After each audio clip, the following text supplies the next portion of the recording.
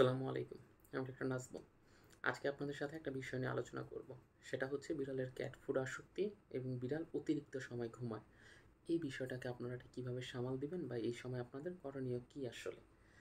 বিড়ালকে আমরা মাঝে মধ্যেই মনে করি যে বিড়ালের খাবার বলতে কি ক্যাট ফুডই আছে। ক্যাট ফুড ছাড়া যারা একটু ধনী পরিবার থেকে আল্টিমেটলি বিলং করেন তারা সাধারণত বিড়ালকে কী করেন, মোস্ট অফ দ্যাম টাইমেই ওদেরকে ক্যাট ফুড দিয়ে বসায় রাখেন এবং ওরাও দেখা যায় যে খুব স্বাচ্ছন্দ্যে ক্যাট ফুডই খায়। আর হচ্ছে ওই প্রোটিন জাতীয় খাবারগুলো খাওয়ান। এই ২ টা কাজই হচ্ছে ওদের জন্য বেশ ভয়ঙ্কর। মানে আমরা শুধু প্রোটিন জাতীয় খাবারই ওকে দিব না, আবার শুধু ক্যাট ফুডই ওকে দিব না। আপনি যদি ওকে ছোটোবেলা থেকে ক্যাট ফুডে আসক্ত করায় ফেলান, তাহলে কিন্তু এইটা ওর জন্য পরবর্তী জীবনে মানে ২-২.৫ বৎসর বা ৩ বৎসরের সময় দেখবেন যে ওর কিডনিতে আল্টিমেটলি একটা সমস্যা হয়ে গেছে। ওর লিভারে একটা সমস্যা হয়ে গেছে। কারণ ক্যাট ফুডের আমি আমার দিক থেকে বলতে গেলে ক্যাট ফুডের মোস্ট অফ দ্যাম টাইমে যেই প্রভাবগুলো থাকে এগুলো হচ্ছে ক্ষতিকারক প্রভাবে। যেমন ধরুন আপনি যেই বিড়ালটা ছোটোবেলা থেকে আল্টিমেটলি ক্যাট ফুড খাইতেছে, ও বড় হইলে অন্য কোনো খাবার আর খাবে না। এটা কমন আলাপ। কারণ ক্যাট ফুডে একটা বিশেষ ধরনের স্বাদ থাকে বা বিশেষ একটা লবণ ওইখানে ব্যবহার করা থাকে, যেটা কিনা বিড়ালকে আসক্ত করে ফেলে। এবং এই আসক্তির কারণেই সাধারণত দেখা যায় ও আর পরবর্তী সময়ে এই ক্যাট ফুড থেকে বের হয়ে আসতে পারতেছে না। ও ওই যে ছোটোবেলা থেকে ক্যাট ফুড খাওয়া শুরু করছে, ওই ক্যাট ফুডই খাইতেছে। এখন দীর্ঘদিন ধরে আপনি ক্যাট ফুড ওকে খাওয়াইতেছেন, তখন ওর বডিতে আল্টিমেটলি মেইন ২ টা সমস্যা তৈরি হয়। ক্যাট ফুড কিন্তু ভেজা থাকে না। ক্যাট ফুড থাকে কিরকম? একটু শুকনা, শুকনা জাতীয়। ও যখন এই শুকনা খাবারটাই অনেক দিন যাবৎ খাচ্ছে, তখন দেখবেন ওর বডিতে ডিহাইড্রেশন তৈরি হয়ে গেছে। মানে পানি শূন্যতার যে সমস্যাটার কথা আমরা বলি, এই সমস্যাটা আল্টিমেটলি ওর বডিতে ফর্ম করে যাবে। আর এই পানি শূন্যতা থেকে আস্তে, আস্তে দেখবেন কি ওর বডিতে কিডনির উপরে হ্যাম্পার করতেছে। আর কিডনির উপর যখন হ্যাম্পার করতেছে, তখন ওর কিডনিটা ফেল করতেছে বা হচ্ছে ও ইউরিন ঠিকমতো বের হইতেছে না। খুব অল্প, অল্প পরিমাণে ফোঁটায়, ফোঁটায় বের হচ্ছে, হলুদ কালারের হয়ে বের হচ্ছে। এইটা হচ্ছে ২ টা সমস্যা। এইজন্য চেষ্টা করবেন বিড়ালকে শুধু ক্যাট ফুডে আসক্ত না রেখে অন্য কোনো খাবার একটু চেঞ্জ করে দেয়া। অল্প, অল্প ক্যাট ফুড দিলেন, অল্প হচ্ছে প্রোটিন জাতীয় খাবার দিলেন।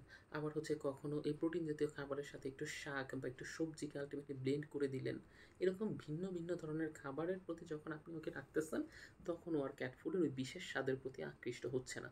তখন এতে আপনার খরচও বাঁচতেছে, ওর হচ্ছে আল্টিমেটলি শরীরটাও ভালো থাকতেছে। আর ওই যে আমরা ২ নাম্বার যে পয়েন্টটার কথা বললাম যে ও সারাদিন ঘুমায়। এই ঘুমের বিষয়টাকে আমরা সাধারণত কিভাবে করতে পারি? বিড়ালকে সারাদিন ঘুমের মধ্যে রাখা এটাও কিন্তু আসলে ঠিক না। কারণ বিড়াল যদি সারাদিন ঘুমের মধ্যেই থাকে, তখন ওর এই ওবেসিটির সমস্যা বা হচ্ছে স্থূলতার যে সমস্যাটা এটা তৈরি হয়। আপনারা জানেন মানুষের যেরকম হচ্ছে ডায়াবেটিস তৈরি হয়, বিড়ালেরও কিন্তু আল্টিমেটলি এরকম বডিতে ডায়াবেটিস সমস্যা তৈরি হইতে পারে। এখন এই ডায়াবেটিস যদি হয়ে যায় তখন আর ওই বিড়ালকে বাঁচানো অতটা সহজ না। কারণ ডায়াবেটিসের ওষুধের চেয়ে একটা শৃঙ্খলাবদ্ধ জীবনযাপন করতে হয়।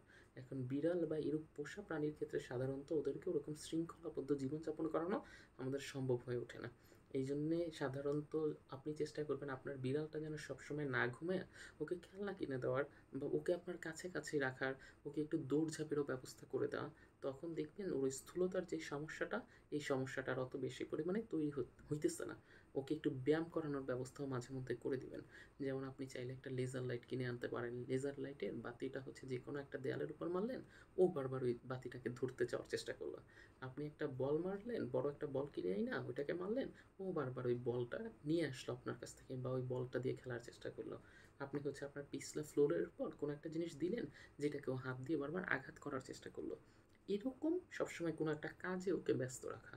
কাজে যদি আল্টিমেটলি ওকে ব্যস্ত রাখতে পারেন, তখন দেখবেন যে ওর ওই সবসময় যে ঘুমানোর সমস্যাটা ছিল, এই সমস্যাটা থাকবে না। আর বিড়াল কিন্তু নরমালি ৮ থেকে ১০ ঘন্টার মতো ঘুমায়েই থাকে। এটা ওদের জন্য কমন। ১০-১২ ঘন্টার বেশি যদি ঘুমায়, তখন আমি সাধারণত বলি যে ওইটা আসলে নরমাল কোনো কন্ডিশনের দিকে না।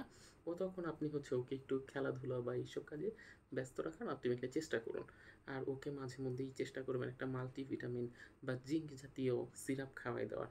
তখন আর এই বাহিরের যে সমস্যাগুলা মানে ক্যাট ফুডের এইসব আসক্তি এগুলো কমে যাবে এবং যার কারণে ও হচ্ছে খুব ভালো রকমভাবে থাকবে। আর ক্যাট ফুডটাকে চেষ্টা করবেন একদম পুরাপুরি রকমের শুষ্ক না দেওয়ার। শুষ্ক না দিয়ে ওই ক্যাট ফুডটাকে একটু পানির মধ্যে ভেজাইয়া দেওয়ার চেষ্টা করবেন। ভিজাইলে ওই ক্যাট ফুডটা একটু পরিমাণ ফুলবে। ওই ক্যাট ফুডটা খাইলে ও যেমন খাবারের চাহিদাটাও ফিল আপ হইলো, সাথে ওই পানির চাহিদাটাও আল্টিমেটলি ফিল আপ হইছে। ২ টাই যখন একসাথে ব্যাকআপ দিতেছে তখন আর খুব বেশি পরিমাণে সমস্যা এখানে ক্রিয়েট হয় না। তো এই ছিল আমাদের আজকের ভিডিও। আপনার যদি কোনো সমস্যা বিড়ালের সম্পর্কে থাকে আপনি চাইলে স্ক্রিনে দেওয়া নাম্বারে আমার সাথে যোগাযোগ করতে পারেন। আমি চেষ্টা করব খুব স্বল্প খরচে আপনাদেরকে একটা ভালো ট্রিটমেন্ট প্রোটোকল জানিয়ে দেওয়ার।